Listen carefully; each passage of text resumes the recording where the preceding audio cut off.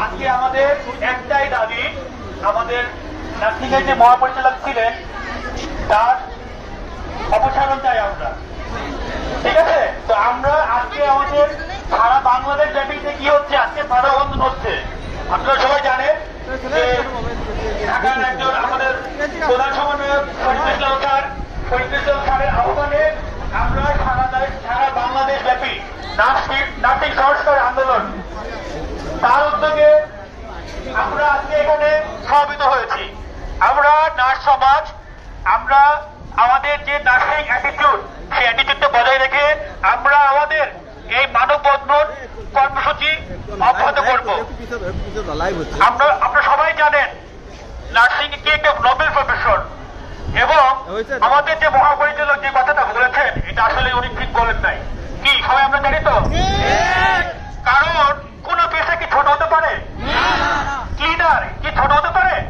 তাহলে উনি কি করে কথা বলতে পারেন, তাই না? তারপরে উনি আমাদের মহাপরিচালক, উনি এই আমাদের নেতৃত্ব করছেন। তাই এটা তো খুব সাধারণ ব্যাপার যে কোন পেশায় ছোট না।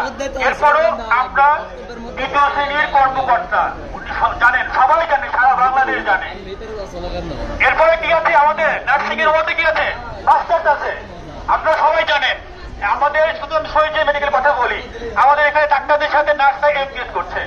সারা বাংলাদেশে এমবিএস ভুড়ি ভুড়ি নার্স আছে না বলেন? তারপরে কেন আমাদেরকে বলা হয় যে ছোট চাকরি করি? তাহলে আমাদের সেই যোগ্যতা আছে। এবং আপনারা সবাই জানেন যে 1975 সাল থেকে 2015 সাল পর্যন্ত কি ছিল আমাদের পরিদপ্তর ছিল, কারা চালাইছে? রাষ্ট্রই তো চালাইছে, তাই না?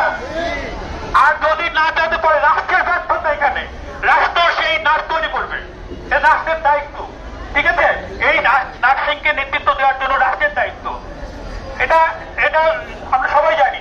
যেরকম দেখেন আমাদের মেডিকেল কমিশনে এক এক করে এক এক প্রমোশন হচ্ছে, কিন্তু আমাদের কোনো প্রমোশন দেখতেছি না।